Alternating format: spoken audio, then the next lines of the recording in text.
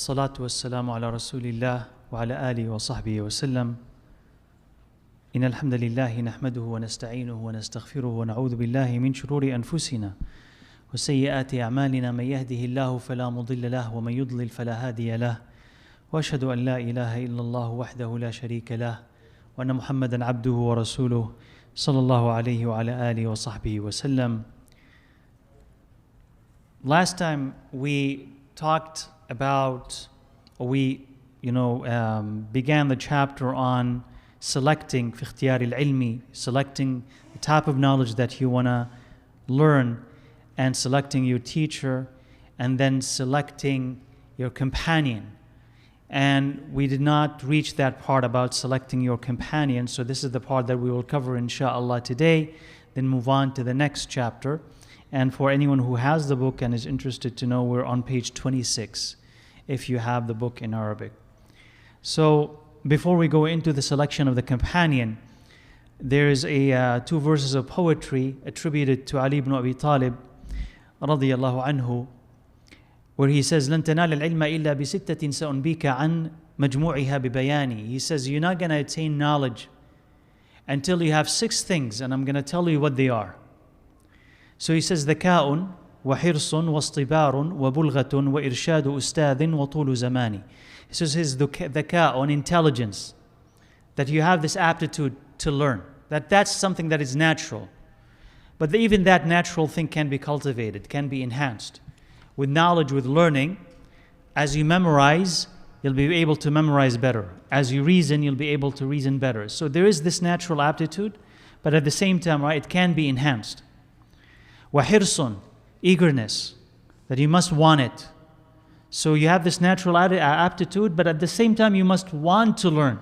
If you don't want to learn something, you're not going to learn it. Even though you have the ability, you're not even going to be able to learn it. واصطبار, patience. So you may be able to, physically, mentally, you may want to, but if you don't have patience, you're not going to learn it. You're not going to be able to stick it out to learn anything. And that's anything, any type of knowledge. And by the way, whatever we are talking about applies to all types of knowledge, religious and non-religious. Though our focus is religious knowledge, but you can take all of that and apply it to non-religious knowledge as well. So if you're not patient, let's say with math, with science, you're not going to learn it. Even though you say, I like it, but I don't have the patience to stay with it, to understand its complexities, you're not going to learn it. وَبُلْغَةٌ, provisions, that you have enough to live on. So that physical part, that I have enough money, and I'm going to come back to it inshallah. At least a minimum. They'll be able to eat, be able to drink, and then devote the rest of my time to learning or seeking this knowledge. وَإِرْشَادُ أُسْتَاذٍ, and the directions of a teacher. That the teacher will tell you, read this book, not this book. Study this first, the second, and then the third. So that is going to ease you into knowledge rather than trying it on your own. So whenever you have a professor, whenever you have a teacher, that professor and teacher's knowledge and experience will be able to ease you into whatever you want to learn. Rather than if you try it on your own, you may not succeed. وَطُولُ زَمَانِ, and then length of time. So if you start seeking knowledge today, you're not going to graduate as a scholar today. And if you started this week, by the end of the week, you're not going to be a scholar. And you may say to yourself, on when? And I'm tired. If you're impatient, you say, okay, I'm tired. I've already, studied one book, but I don't feel that I have enough knowledge yet. If you think that seeking knowledge, any type of knowledge, is just a matter of days or matter of weeks, you're greatly mistaken. It should take years and years. But at the end of those years, you'll notice enough accumulation of knowledge that you say, I have enough.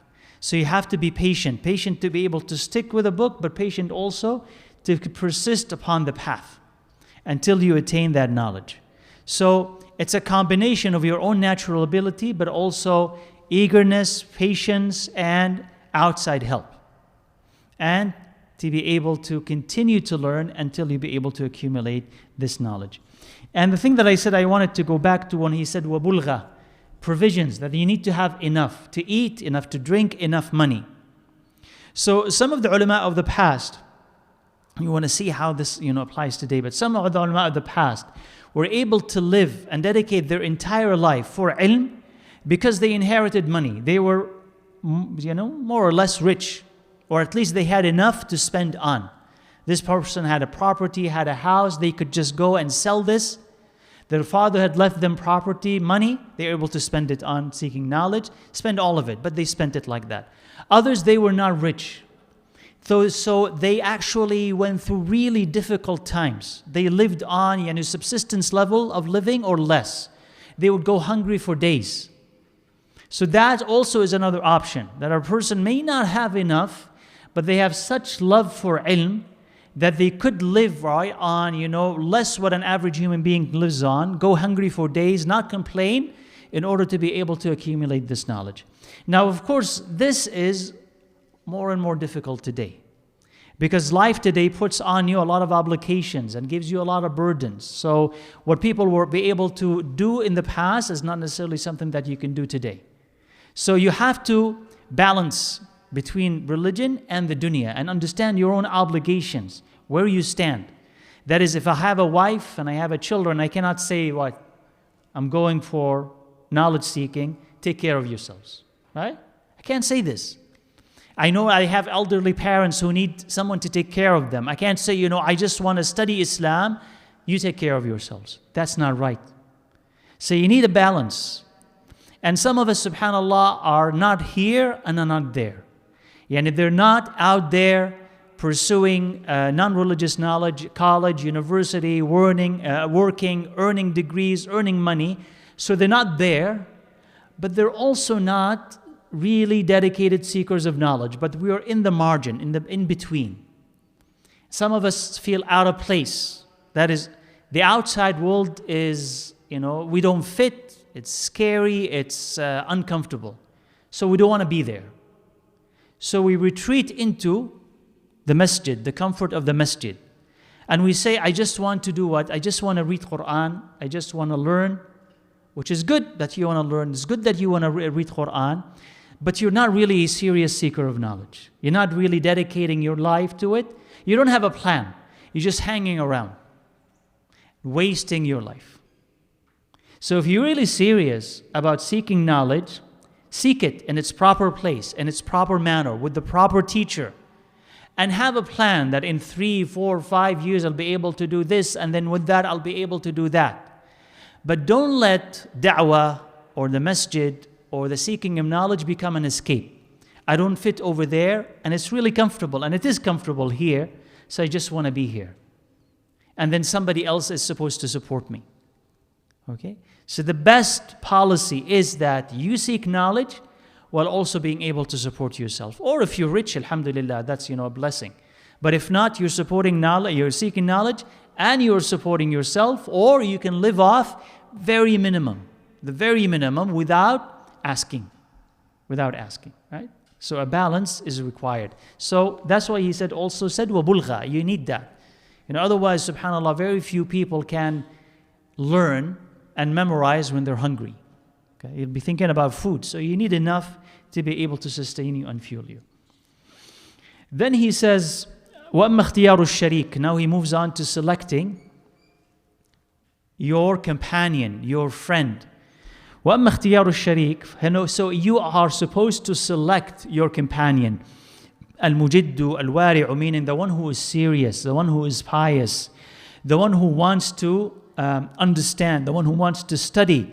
And you run away from the lazy, the one who only talks but doesn't do anything, the one who wants to play but is not serious about their life. So he's saying that when you want to seek knowledge, you have to also, you'll naturally have a companion with you. You must have. Because that companion will support you and you'll be able to support them. You typically do not seek knowledge on your own. So you'll have a companion. So who is this companion? It says you select, like have you selected your teacher, you're going to select your study partner or a study group. So when you select, listen, for instance, you want to select your major and you go and select your major. But then you go and you select your classes and courses and you select your professor at a college or your university. But then after you go and after you attend, don't you need to study? Okay, I need to study. So some people are okay with studying on their own. But others, no, I need a study partner. So who is the study partner? Well, you're going to study them based on what you want out of that partnership. If you want to be an A student, what do you look for? The person who's going to help you become an A student, the one who's serious about it. But if you're interested in only being a B student, you look for B student. If you want a person who I'm going to study with, but at the same time have fun with, well, that's your criteria then. So he is saying here that if you are going to seek a partner, a friend, that friend should be one serious about this knowledge, so that could rub off on you. So that partnership can teach you something. You can teach them, but they can teach you as well. And you have to run away from that person who wants to waste their life. Because that, you're going to absorb that as well. And he says, the poet had said, عن المرء لا تسأل وأبصر قرينه فإن القرين بالمقارن يقتدي. He says, if you want to ask about someone, don't ask about him, ask about his friend. Because he is going to be copying his friend. You're going to be copying whoever your friend is. Right? فإن كان ذا شر فجنبه سرعة. He says, if that person produces evil or is an evil person, is a corrupt person, then quickly run away from him. وإن كان ذا خير فقارنه تهتدي. But if you find him to be virtuous, then seek his companionship and you'll be guided. So as your friend, you're going to be. Even if you begin to be, or originally you're okay, originally you're righteous, originally you're dedicated, but if your friend is otherwise and is different, you are going to be like the friend that you've adopted. No matter what the character of that friend. Because الطبع سراق, right? People's nature, we steal things from each other. How he talks and how I talk. After a long time of companionship, we're going to start sounding like each other. Using the same words, same jokes, same expressions. What I focus on in life, what he focuses on in life. After some time, we're going to be alike. So we're going to be merging together. Why? Because that companionship is going to allow us to acquire from each other things. Whether we like these things or not, but we're going to be acquiring from them things. Especially interest in life and goals. Right? So he said, in another, verses of poetry, he says, لا تصحب الكسلانة, etc., etc. He says, عدوى البليد إلى الجليد سريعة. He says the infection, right? So the non-serious or the al-balid, the one who is, lacks understanding, he says, he can infect you easily, even if you're smart. He can infect you very easily. Like he says, like a hot piece of coal, if you put it among the ashes, it dies out. So you could be like that hot piece of coal. If you put it on wood or on material that is flammable, it's going to produce fire. But if you put it and bury it in sand, it's going to die. So whatever in you, whatever interest, whatever potential you have, your environment is also going to determine what's going to come out of it. You may have all the potential. There may be great things lying ahead, waiting for you. But then your surroundings. Where did you put yourself? Who is around you? What are they telling you? Where are they directing you or misdirecting you? That is going to affect you. So selecting a friend is nothing to be taken lightly. He says also, إن كنت تبغي العلم وأهله أو شاهدا يخبر عن غائب فاعتبر الأرض بأسمائها واعتبر الصاحب بالصاحب. He says, if you want to know or you want to really seek knowledge and you want something to tell you, a present thing that will tell you about what is hidden, he'll tell you فاعتبر الأرض بأسمائها. You want to know about a piece of land, even before you visit it, consider its name. So for instance, a piece of land is called a garden or a bustan. You know what about it? It's fertile, has a lot of plants in it, right? Maybe a lot of animals. Just from the name, garden. Another piece of land is called a desert. Before you visit it, what do you know about it? If there's nothing there. So فَاعْتَبِرِ الْأَرْضَ بِأَسْمَائِهَا. The name of a land tells you about the nature of that land. That's why we call it such and such. وَاعْتَبِرِ الصَّاحِبَ بِالصَّاحِبِ. And consider the companion to be evidence of that companion, the other person that you have not seen. Tells you about his nature. So sometimes, for instance, you don't know about a person. Who is he? What type of person is he? He comes and he wants to marry your daughter. You don't know much about him. You can ask about his friends. Not ask his friends, you can ask his friends about him, but even before that, find out who his friends are. Because if you understand who the friends are, you know who that person is. Right? So this is why it's important that you select the people that will help you and bring you closer to Allah Azza wa Jal. Before we leave here, there was a question that I was asked, which relates to selecting your teacher, which is that if there is a person whose aqidah is not proper, can I go and seek knowledge with them? So that person's aqidah is not proper. Can they teach me Quran? Can I go and ask them to teach me Quran? Meaning Quran, yani the tafsir of the Quran, or the explanation of the hadith. So can I go and seek knowledge with them? So the answer to this is that unless it is a necessity, when there's no one else to teach you and there's no other way for you to learn, no, you shouldn't go and learn from them. Why is that? Because a person may say, well, they're not just teaching me tafsir and hadith, they're not teaching me aqidah. Right? Well, where does aqidah come from? Quran and hadith.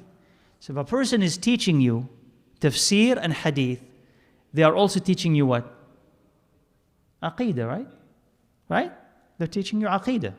It's not called, the title is not aqidah, but they're teaching you aqidah if they're teaching you tafsir and if they're teaching you hadith. They say, okay, what if they're not teaching me tafsir and they're not teaching me hadith, but they're teaching me tajweed, very technical, and they're teaching me grammar, nahu, which is also very technical. How about that? We'll say, okay, for those things, yes, they are technical. But by the way, even when a person teaches you grammar, through the examples that they'll be using, they can also be teaching you religion and they could also be teaching you aqidah. But let's suppose that it's very, very technical. Again, the same rule applies. Unless it's a must, you can't find this anywhere else and you have to learn this, do not learn it from that person. Why is that? Why do you think? Because he's your teacher. And after some time, right, he's going to impress you, especially if that person has knowledge. And you begin to copy them, begin to like them, and you're going to begin to ask them questions about this and about that. So a relationship is going to develop between you two. And then it may start only with grammar, but it's going to eventually graduate into other things. So we say that if you are not ready, if you don't know right from wrong, you don't go and seek that person as a teacher. Learn the basics, get immunized, know what's right and know what's wrong, and then maybe, if you don't find it with anybody else, then maybe you can go and learn it from this person or learn it from that person, but then you know. You have all the ammunition that you need to protect yourself from shubuhat, from doubts about aqidah. Right? So is that clear, inshallah? Okay.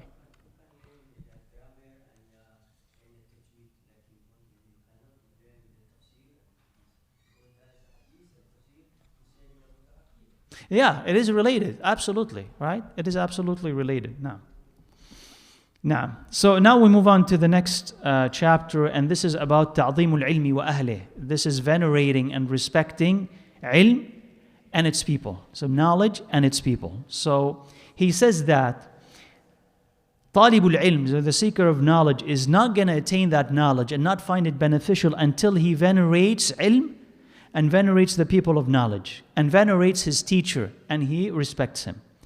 And he quotes, he says, مَا وَصَلَ مَنْ وَصَلَ إِلَّا بِالْحُرْمَةِ. He says, the person who has reached heights of knowledge only were able to reach it by employing respect, by being respectful of the subject that they're studying and the person who's teaching them. And of course, the book that is the medium of that knowledge. So the topic itself, they respect it, and they respect the book that is carrying this knowledge, and they respect also the teacher that is teaching them all of this. And he says, Al-hurmatu khayrun min at-ta'ah.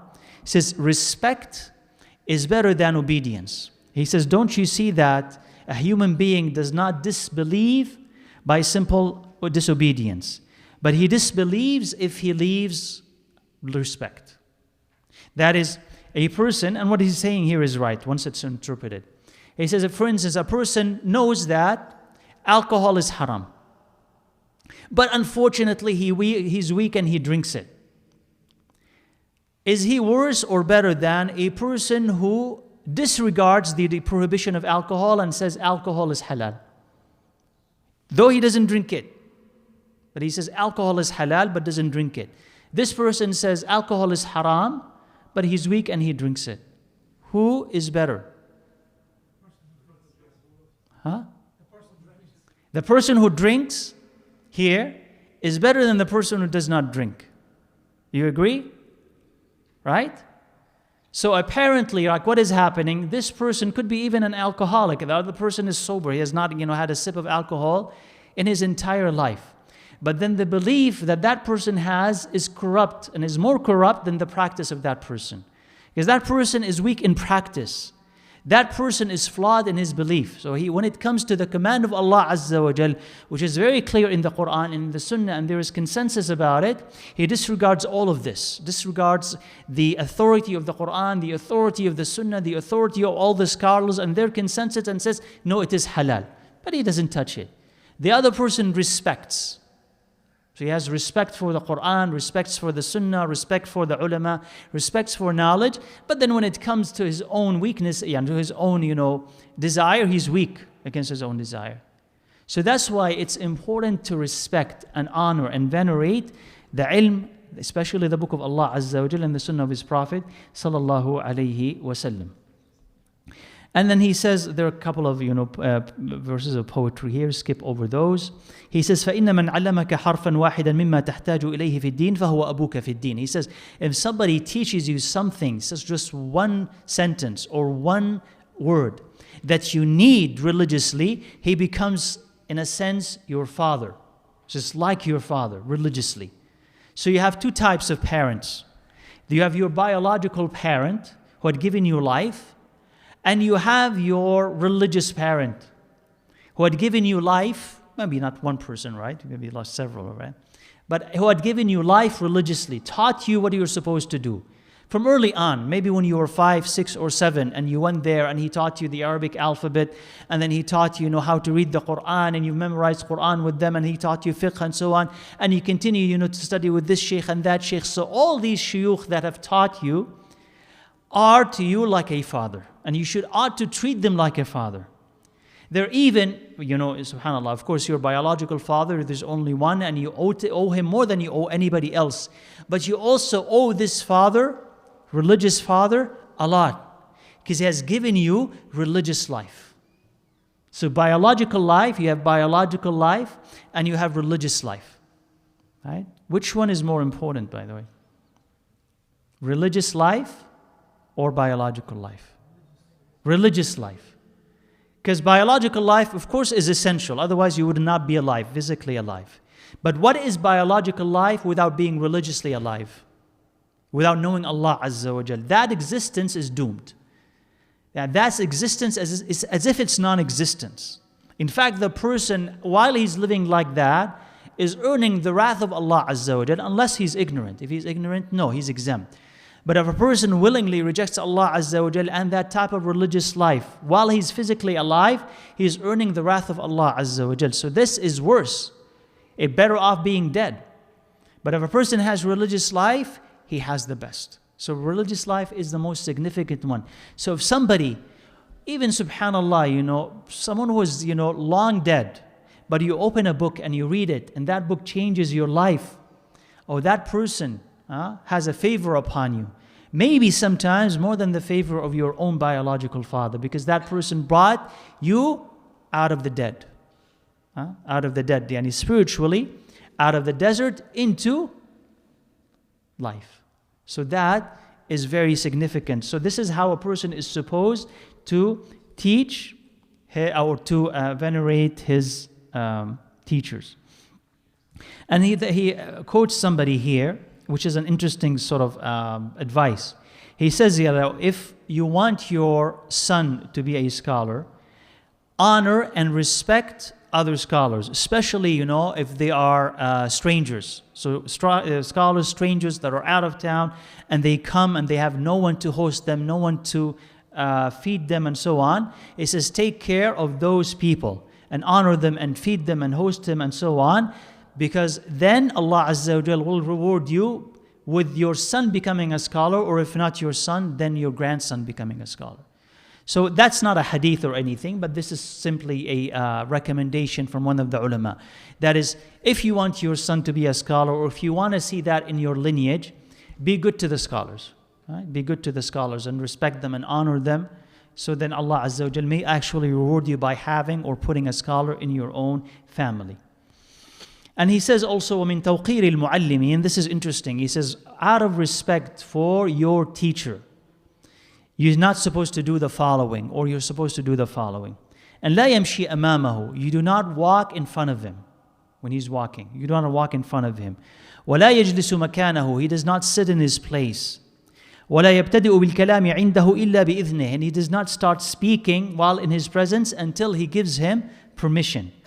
ولا يسأل شيئا عند ملالته, and he does not ask him a question when he notices that that person is bored. His teacher is bored. He doesn't want to talk. ويراعي الوقت, and he observes his time. ولا يدق الباب بل يصبر حتى يخرج الأستاذ. And he does not knock on his door, but he is patient until the ustad, the teacher, comes out. So notice here, and some of these actually apply to your own parents. Some of this adab applies to your own parents. So the first thing it says, لا يمشي أمامه, you don't walk ahead of him. So if you're walking with your teacher, you don't walk ahead. A sign of respect is either by his side or back. Right? Either by his side or back. Same thing actually with your father or with your mother. You don't walk ahead. Just because you can walk faster, you walk ahead of them. Sign of respect is that you walk either behind or beside. Okay? وَلَا يَجْلِسُ مَكَانَهُ, same thing for the parents. You don't sit in their place. So if your father and your mother, they have a specific place at home, this is their chair, you don't go and sit there and deny them their place, their favorite place. That's their place. Same thing for the teacher, the ustad. So if he has a place in the halaqah, let's say, right? And he sits in that place, you don't go first, come first, and you occupy that place. Now that's his. So you leave it for him. That's also a sign of respect.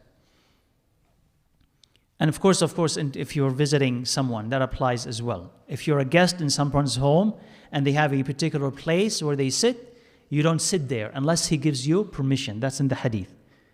That's in the hadith. You don't sit in his favorite place until your host allows you to sit. وَلَا يَبْتَدِئُ بِالْكَلَامِ عِنْدَهُ إِلَّا بِإِذْنِهِ, and he says he does not begin to speak in his presence until he allows him to. So, because the teacher, right, when he collects these students, he collects them to start speaking. He says, okay, don't start talking, because that is going to upset him, and that's going to be interpreted as you being rude and lacking manners. You don't start talking. Let him start talking. Let him say, who has a question? And then you start. But don't start talking until he talks. Right? وَلَا يَسْأَلُ شَيْئًا عِنْدَ مَلَالَتِهِ. He says, and don't ask him something when he is bored, when he's tired. Right? And he's going to be talking here about how you're supposed to be patient with your teacher. He's going to soon, inshallah, mention it. How you're supposed to be patient with your teacher. And some of the ulama here, we got to understand something about human nature, is that even if a scholar is a scholar, does he ever escape being human? No, right? So humans get angry or no? And they get upset, and they get bored, and they get tired, and they get sleepy, and they get hungry, right? So it's the same thing. A scholar, and some of the scholars of the past, if you read about them, right? Some of the scholars of the past were difficult. Yani that students had to go beg them, please teach me one hadith. Just one hadith. Because just he had it that day. Or the scholar just simply does not feel that he wants to teach. He just is bored. He's not going to please teach me one hadith. He says, no, not even one hadith. He just closes the door. Right? So a scholar, yes, he's a scholar and he's an alim and he has a lot. And if you're not patient with him, you're not going to get what he has. So you have to avoid upsetting him. You have to avoid upsetting him and understand that he may have a character, he may have specific, likes and dislikes. So you must understand that. So when you know that he's bored, when he's angry, when he's sleepy, when he's tired, don't go and call him, don't go and ask him, don't go and stop him and say, because he's going to be fed up after some time and he's not going to answer any of your questions. So you got to also, out of respect, but also out of wisdom, know when to ask and how many questions, etc., etc. وَيُرَعِي الْوَقْتِ, and also you observe the time. Right? So if he has said, for instance, I'll teach from this time to that time, or you can call me from this time to that time. Okay, you can call me at 8 for questions. That's not 8:05. Follow me? 8 o'clock is what? Not 8:05, not 8:10, not 8:20, not 8:30, not 9 o'clock. That's not it. وَيُرَعِي الْوَقْتِ. So if he tells you you can meet me now at 7, it's 7. 7:01, you're late. Right? And if we were living back then, when the scholar was really strict, they say, under the punishment for you, a whole week you're not going to learn anything from it. Just to learn discipline. And it's important actually. Today we can't do this, right? That's hard to do this today. Because you say, oh, look at this alim and what he is, and he should have manners, and he doesn't have manners. Where are the manners of the Prophet? So, I mean, you're going to lose. You're going to lose if you do this today. But, really, like effectively, you should be very punctual, right? Very punctual. So if he says, meet me at this time, talk to me at this time, you have 5 minutes, you have 10 minutes, that's it. Right? And some of the shuyukh, some of the shuyukh, the grand shuyukh, he'll tell you, okay, you have 5 minutes. Once the 5 minutes are done, you cannot ask him anything. You have one question, right? You have one question. If you ask him one question, and I have another, he says, no. That's it. I've told you one question only. That's it and done. Right? Because he had other people, right? And he had other things, that he's thinking about. وَلَا يَدُقُّ الْبَابَ بَلْ يَصْبِرُ حَتَّى يَخْرُجَ الْإِسْتَاذ. And he says he doesn't knock on his door, but he's patient until the teacher comes out. And this is what Ibn Abbas radiallahu anhu used to do. From his biography, from what he said about himself when he was very young, he would go and seek the knowledgeable among the Sahaba, the senior Sahaba, like he's a Sahabi himself, but he would go and seek them. And if he goes and he finds that the door is closed and it's time for, they may be sleeping, he sits by the door. And it's hot and it's windy and it's dusty, but he sits by the door. Until that teacher comes out, until that Sahabi comes out. And he finds there Ibn Abbas, the cousin of Prophet sallallahu alaihi wasallam. So he says, you should have called for me, right? That's what he's saying, the Sahabi. You should have called for me, I would come to you. He says, no, we are commanded to do this. So he sits and he waits for this teacher to come. And then when the teacher is ready and he comes out, then he talked to him, right? So all that is, part of the adab that one should have with his ustad and cultivate with his ustad. And he says, in summary, that he tries to please him and tries to avoid displeasing him and listens to him and obeys him as long as he does not command him to disobey Allah Azza wa Jal. So if he asks him to do things and that's not a ma'siyah and that's not a sin, he complies and he does what his teacher is telling him. And he says here, he have two pieces of poetry, interesting too. He says, teacher, إن المعلم والطبيب كلاهما. He says the teacher and the doctor, both of them, لا ينصحان إذا هم لم يكرما. They're not going to give you good advice if you do not respect them and honor them. فاصبر لدائك إن جفوت طبيبه. He says, so if you displease your doctor, just be patient with your sickness. Right? If you're patient with your doctor is not going to give you any good advice. It's not going to give you any good medicine, no good prescriptions. It's not going to listen to you. So be patient with your sickness. وَقْنَعْ بِجَهْلِكَ إِنْ جَفَوْتَ مُعَلِّمًا. And be patient with your ignorance if you displease your teacher. So because you need both of them. So I need the doctor, right? I don't know if they can do this today, but you need your doctor. So I need to please my doctor and make sure that he's in a good mood so that he gives me the attention that I need, and so he gives me the medicine that I need. Otherwise, go to another doctor. That's it. And the teacher is the same thing. You want to extract the best from your teacher, the best from your doctor, you have also to be your best. And he says here, tells us tells a story of the Khalifa Harun al-Rashid rahimahullah. He says when he sent his son to Al-Asma'i. Al-Asma'i is a great scholar of the Arabic language. So he sent his son. So Harun is the Khalifa. And the Khulafa had this habit of sending their children to teachers. It's like your special tutors. And those special tutors were supposed to teach them, but in a sense, in a way, it is also grooming for them to become what? Future Khulafa, future caliphs. So they are being groomed, they are being trained, they are being educated. So that's a special type of education for them. So he sent one of his children to Al-Asma'i so that he will teach him literature, adab, poetry, and so on. So one of those days, he says he saw Harun, he saw Al-Asma'i making wudu, and the son of the Khalifa was pouring water, and Al-Asma'i was making wudu with that water. So he said he was, in a sense, he blamed Al-Asma'i. When he talked to him, he went and talked to Al-Asma'i, and he said he blamed him, and he said, I sent him to you so that you will teach him and discipline him and teach him adab, manners. Why didn't you not ask him to pour the water with one hand and wash your foot with the other hand? That is, you don't even need to do anything. That is, though he is the son of the Khalifa, and this is something that is missing today. Missing today what? If someone is rich, their son, their daughter, they don't do any manual labor at all, right? They don't know the meaning of manual labor. They get spoiled. And sometimes you don't even need to be rich.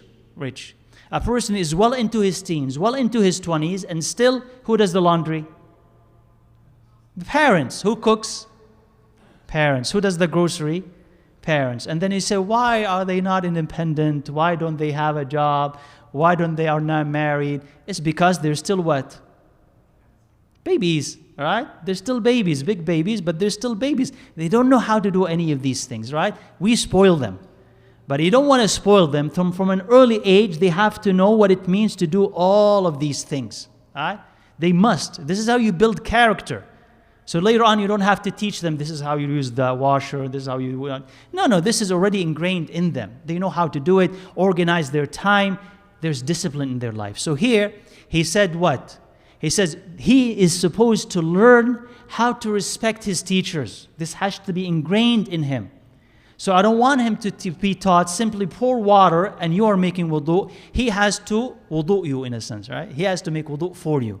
Especially like feet, washing feet. It may not be so easy to reach your feet, especially if you're older and whatever. He washes your feet. With one hand, he's pouring the water. With the other, he's washing your feet. What does he learn from that? Tawadu', humility. Humility. Why am I doing this to that person? And my father is who? Do you know who my father is? Do you know who my father is? The Khalifa. But he's the one who's telling me you have to do this. So that you don't say, do you know who my father is? So you understand that this person, your teacher, is always going to be your teacher. Is going to always have a favor on you. Is always, going to be someone that you need to respect, no matter how old you get. So that manual labor, that respect, which, subhanAllah, breaks someone's ego, allows you also to be humble and to recognize the value of what you are learning. And he says, وَمِن تَعْظِيمِ الْعِلْمِ. He says, and also a part of venerating knowledge. Now moving to the book. And he says, is to venerate and to respect the book. Our part of venerating knowledge is to venerate and respect the book. فَيَنْبَغِي لِطَالِبِ الْعِلْمِ أَنْ لَا يَأْخُذَ الْكِتَابَ إِلَّا بِطَهَارَةٍ. He says he should only handle a book while in a state of what? Wudu. Now this is of course not a must. But it's recommended, or according to some scholars, an obligation that when you handle the Quran, you should have what? Wudu. Now why do you do this? Because you're handling what book? A book of Allah Azza wa Jal. So part of feeling, and sometimes the feeling is there and it gets translated into action. And sometimes the action produces the feeling, right? Sometimes the veneration itself produces the feeling. So if a person, suppose for instance, there's a king and he wants people to respect him, what does he do? Bow to me. He may say, bow to me. Why bow? Because the more that you do it, the more that you will have feelings of submission to that king and respect to that king. This is the body teaching the heart. So when you are handling the Quran and you have wudu, you learn to respect what? The Quran. So by extension, right, because these books also contain commentaries on the Quran, not saying it's a necessity, but because they have these explanations of the Quran, the Hadith, have Allah's names in it, he says part of that respect is that when you want to handle a book like that, you do it with tahara. And he quotes here somebody who says about himself, he says, I was able to attain this knowledge by respect, because I've always, when I handle these papers, I always had tahara. I always had wudu in me. So that tells you about the amount of respect that a person has to what is inside the paper. The paper itself is meaningless, it's just paper, but what's inside that paper is important enough that the person will only touch it if they have tahara. Similar, subhanAllah, to Imam Malik, rahimahullah, is that if he wants to give a dars, a lesson about hadith from his muwatta, that's mainly what he was doing, he would only do it upon tahara. And only before he does it, he goes into his home, he puts on perfume, he puts on nice clothes, and he comes doing this. Why does he do that? Because of the subject. Because of the subject. Right? Otherwise, you can come up, with, as we said, stained clothes and whatever, and smelly clothes, and you can do. And it could be, you could say the same thing, but it will not have the same effect on you and on the people when you do that. So that's not part of respect. If you don't pay attention to how you're handling the book, and how also how you're dressed. And he says, he quotes another person, and that person says about himself, he says, كَانَ مَبْطُونًا فِي لَيْلَةٍ. He had stomach pain, something like a diarrhea or something, or gas, in one night. وَكَانَ يُكَرِّرْ. And he used to repeat, either sit, to repeat what he had memorized, or repeat reading parts of his lesson. And he said he made wudu that night 17 times. Because he used to repeat what he's supposed to memorize to study. And of course, he had stomach pains. So he would break his wudu, make wudu again, and study. And then break his wudu, and so on. So he said he did it in one single night, 17 times of wudu. Because he would only repeat it, whatever he had memorized or wants to study, only upon tahara. And he says, because this knowledge is light, and wudu is light. So if you have wudu, the light of knowledge only shines brighter. Right? So if you have wudu, and if you're doing it right, this knowledge only will shine brighter. And he says also, وَمِنَ التَّعْظِيمِ الْوَاجِبِ لِلْعَالِمِ, or for the book. It says also part of that veneration is that if you have a book, you don't extend your feet towards it. Right? You don't extend your feet towards it. And he puts the book of tafsir above all other books out of respect, and does not put anything on top of that book or the books of knowledge. So if you have a book of knowledge, part of the respect is what? If it is lying on the floor, you don't extend your feet towards it, right? And if you are stacking books, you don't stack anything on top of it. Right? You put it on top. And what's the last thing he said? Oh, and you don't put anything else on top of that book. So there's something, you have a special relationship to the book itself. And he says also, حكي عن الشيخ so and so, he says, إنه قال ما قرمطنا ندمنا وما انتخبنا ندمنا وما لم نقامل ندمنا.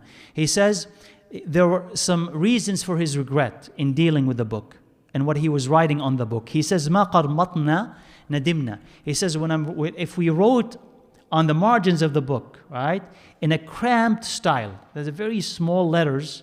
He says later on, when we did that, we regretted that we've done that because it was hard to what? See it later. So like sometimes when you're young and you're writing on the margins of the book, top, side, bottom, and you're writing very small. He says now you know, now you can see it. Later on when you need glasses, when you're older, you can't see it. So we regretted writing in that fashion. And he says, وَمَنْ تَخَبْنَا نَدِمْنَا. He says, when we're writing summaries or when writing notes on the side, he says, when we were summarizing without an explanation, later on when we came to read it, we did not understand it because it had lacked an explanation in it. And I don't know if you take notes when you're writing or not, whether it's on the side of the book or on a different, in a journal.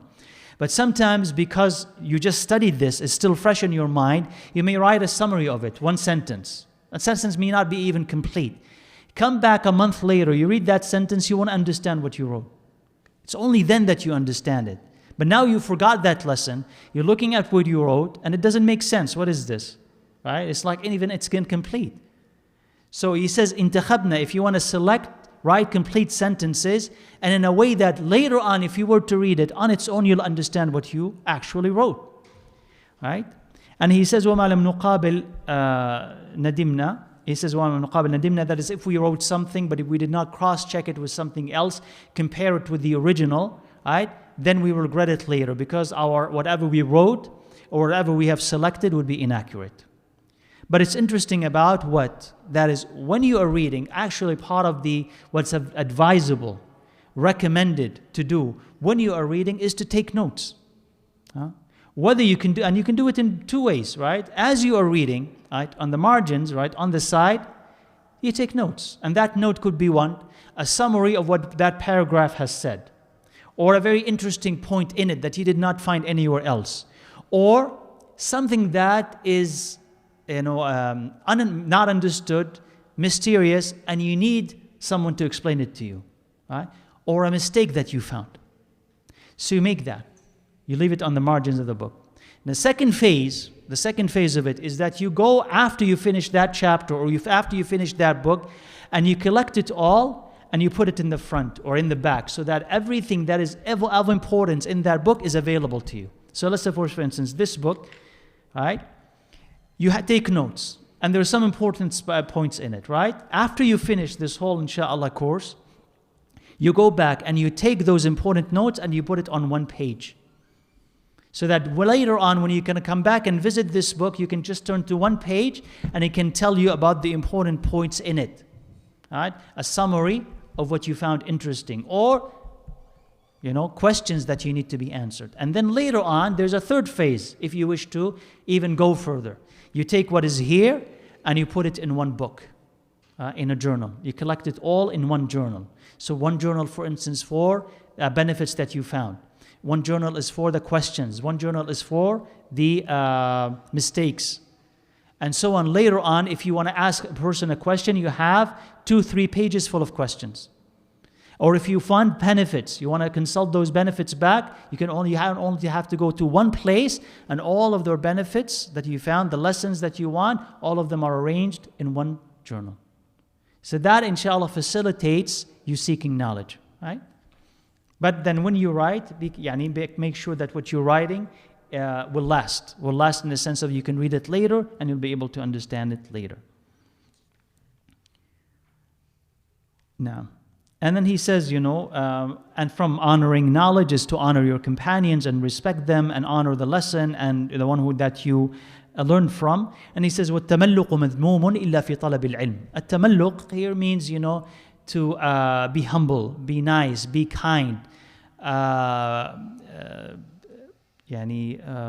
tolerate someone's insults or bad manners. He says that type of tamalluq, he says, it's in other areas it's humiliation and it's not needed. But in seeking knowledge, to be tolerant, to be patient with somebody's, ill treatment, if he is your teacher, as long as there's no haram in it. But if he is your teacher, he says it's still praiseworthy because you are seeking a lot from him. Now, then he says,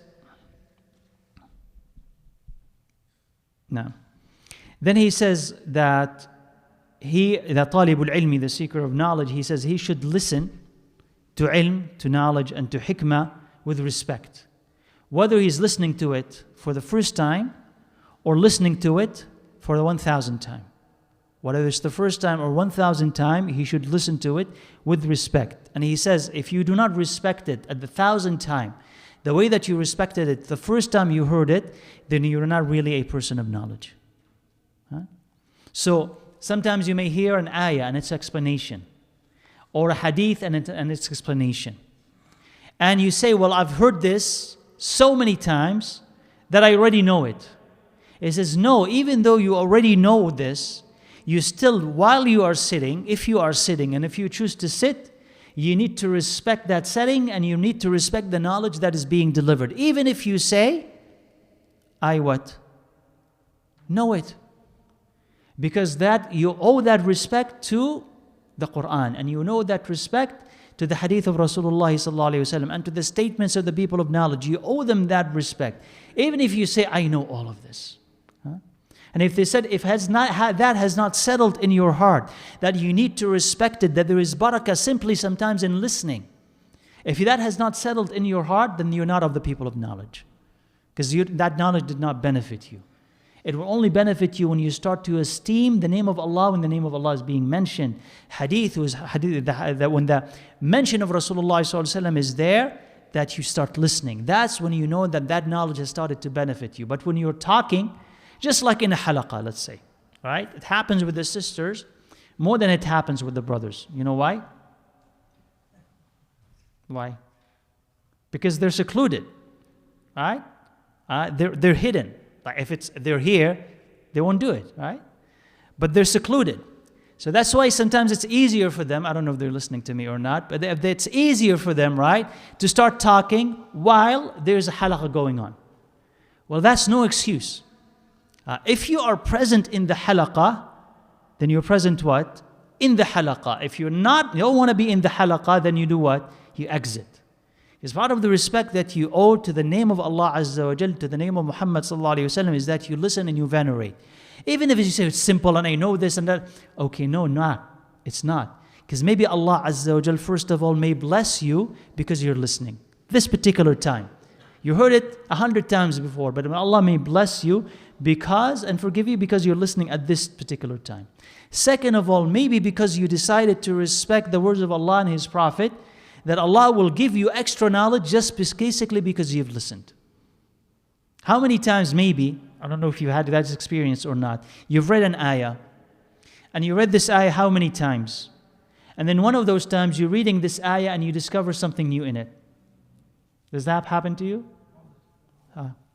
So this is an example of if you did not respect it at that time, Allah is not going to give you that knowledge in it. Right? I'm going to give it to you. So when you decide, there's something in it, I want to listen, I'm looking, Allah gives it. So out of respect, Allah Azza wa Jal gives knowledge. If you lack it, knowledge is going to run away from you. Because you did what? You ran away from it. So that person should approach knowledge whenever he hears it with ta'zeem, with hurma. Somebody's talking about Allah, talking about His Prophet. Listen. If I don't have the ability to listen, then I exit because I don't want to, in a sense, desecrate that place.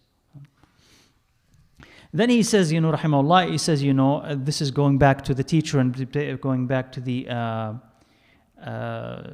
types of knowledge. He says, don't try to select knowledge yourself. بل يفوض أمره إلى أستاذه, meaning you go to your teacher and you tell him what type of thing I should study, what type of book should I begin with, because your teacher has experience. Teacher has tried this book and this book and that book and that book, so he can actually direct you to what is going to save you time. Rather than you going through one thing and the other and going through obstacles unnecessary, he's going to save you time. يختصر الطريق, right? Make the road easy for you, the path easier for you, and he'll tell you what to do. So he says, try to refer that back to your teacher. And he says also, وَيَنْبَغِي لِطَالِبِ الْعِلْمِ أَنْ يَحْتَرِزَ عَنِ الْأَخْلَاقِ الذَّمِيمَةِ, that seeker of knowledge should also avoid bad manners. Because he says, because they are metaphorical dogs. Metaphorical dogs. And the Prophet ﷺ says that the angels do not enter a house where there is a dog or a picture. Right? So he's saying, indeed, you are learning through an angel. Right? You're learning through an angel. Right? Because you always have an angel beside you. As there is a shaitan beside you, there's also an angel. There's always beside you. So he said, you're learning through an angel. And if you have bad character, this bad character is like these metaphorical dogs that will not allow the angel to teach you. Especially arrogance and pride. So if you're a proud person, how can you tolerate your teacher? How can you learn from them? You better be humble. But in general, right, bad manners are an obstacle.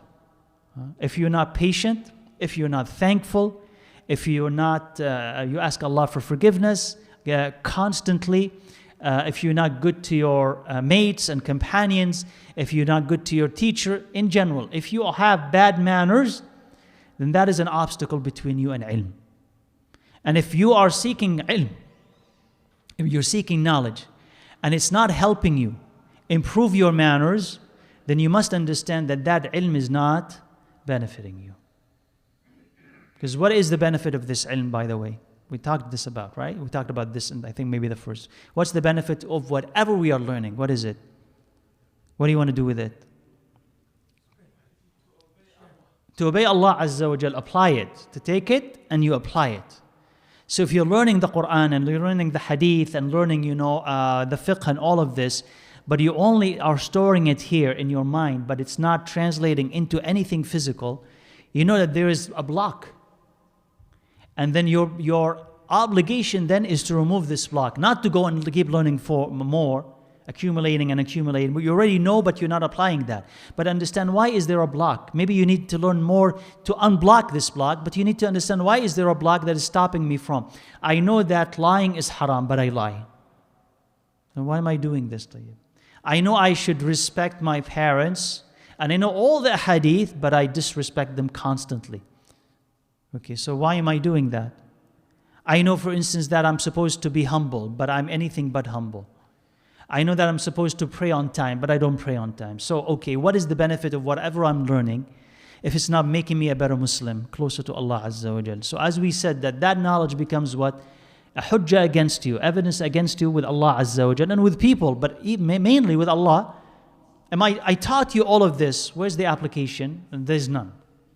So we're saying that type of knowledge is not real knowledge. So that's why al-akhlaq is the greatest reflection.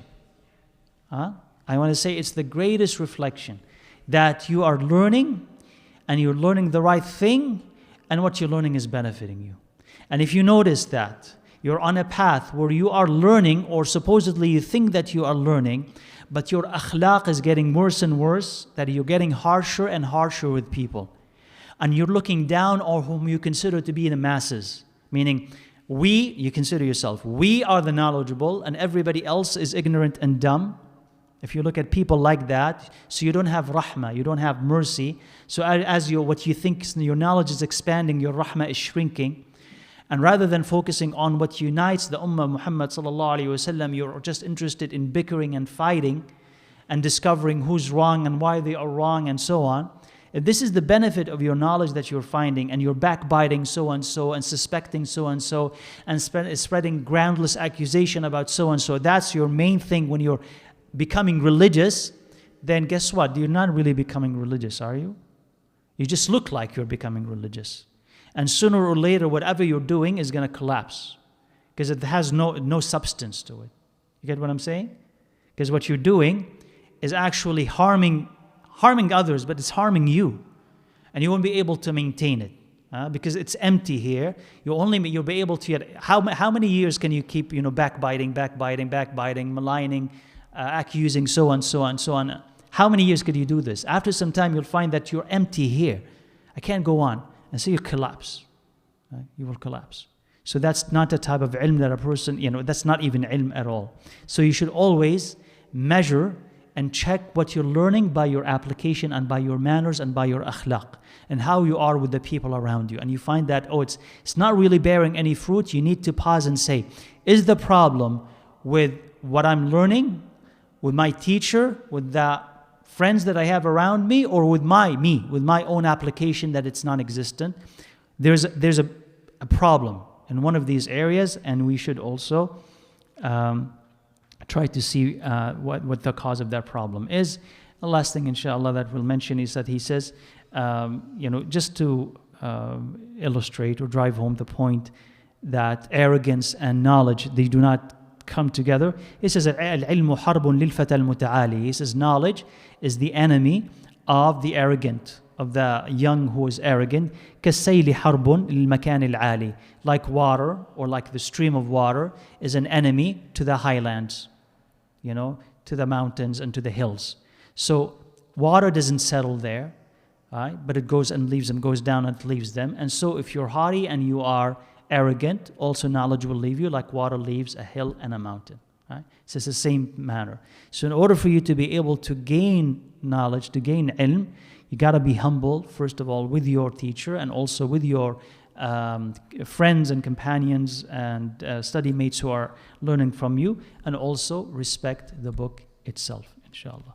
I think, let me see, I don't want to take us all the way to Isha.